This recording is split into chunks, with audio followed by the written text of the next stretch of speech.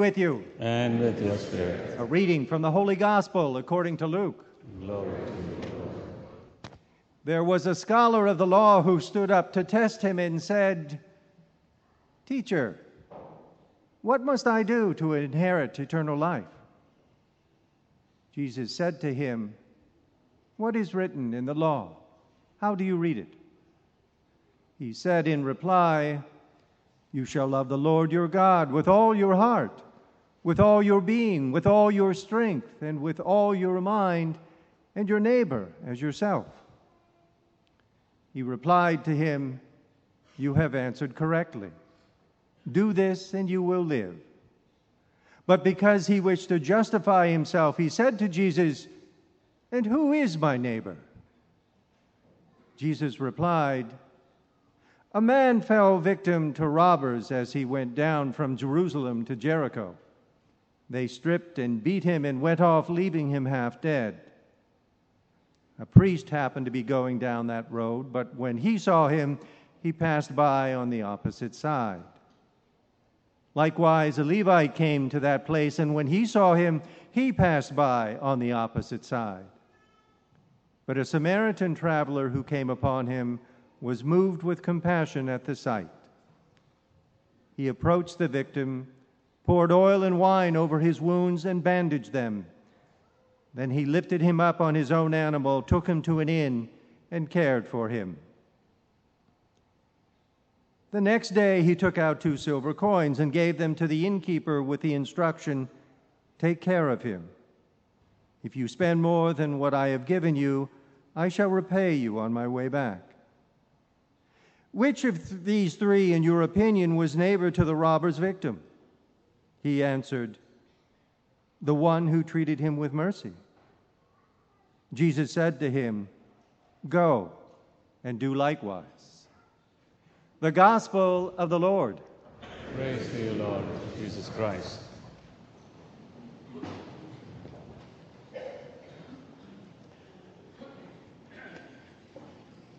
Good morning.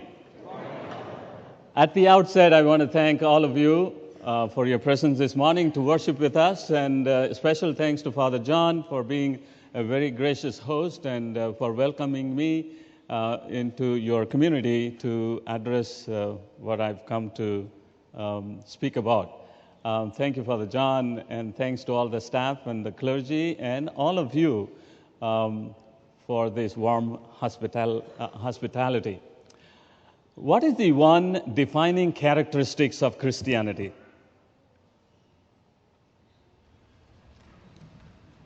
What is the one? Love, right?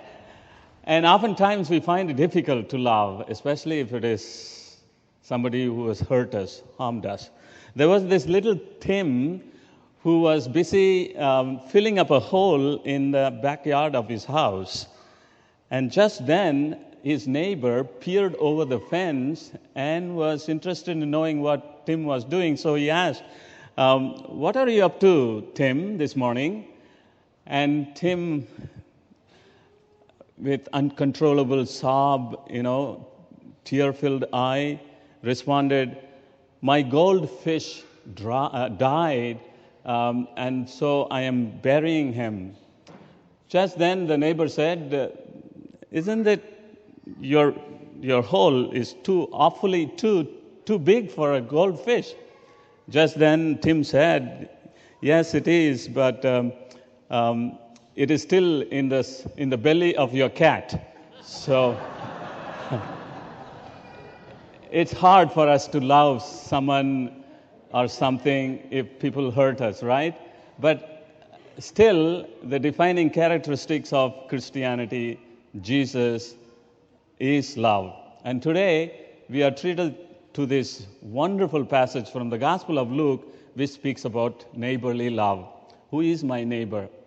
Well, to illustrate that, I have a story from Bob Greene, who was a syndicated columnist and who shared an experience that was shared to him with his readers. That experience was shared to him by a lady. And the lady said once she happened to be seated at the sidewalk cafe that the restaurants, make arrangements for in nice weathers like summertime. While she was seated, she noticed a young boy holding on to his shoe shine kit and looking for some patron. As she noticed him, two conflicting thoughts came to her mind. One is, she thought it was awfully too late for a young boy to be working at that time, a 10-year-old boy. And then second thought was, she admired the boy for trying to be a man, trying to do something so that he could justifiably, honorably earn his living. While she was talking, she saw this boy going to a patron, asking if he would have his shoes, polished, to which the patron nodded no, and the boy walked to the side. Just then her thoughts were, oh, I'm so sorry, I'm wearing sandals today. If only I had shoes, I would have asked him to shine my shoes so that I would have him understand that I support what he was doing. Just then she noticed that the manager of that cafe rushed at him and grabbed him by the collar and threw him like a bag of garbage into the street. The boy was clutching on to his shoe shine kit so that it may not fall all over, and then he was trying at the same time to keep his balance so that he would not hit the pavement hard. While this happened, the boy picked himself up, and the lady could see in his face feelings of shame, feelings of anger, feelings of humiliation. Just then she told Bob Green how terrible it was and how sad she felt that the boy was treated this way. Again, two thoughts tortured her broken heart. Now, she said, why did that manager treat him so brutally? After all, this boy did not even pick anybody's pocket. He did not steal anybody's purse. He did not try to sell anybody drugs. He was only trying to earn his living in an honest way. And the second thought that tortured her mind was, what effect this would have on that boy? What would he think of people hereafter? What would he think of work hereafter? Would it not snuff out the little spark of initiative and hope that still kept flickering in his wounded heart? My dear friends, today's gospel makes perfect sense in this context to think of what Jesus is inviting us to do today. The gospel that we heard of the Good Samaritan invites us to reflect on two questions. One is, Christian love does not know boundaries. It does not distinguish people based on their color. It does not distinguish people whether they are rich or poor, young or old, weak or powerful.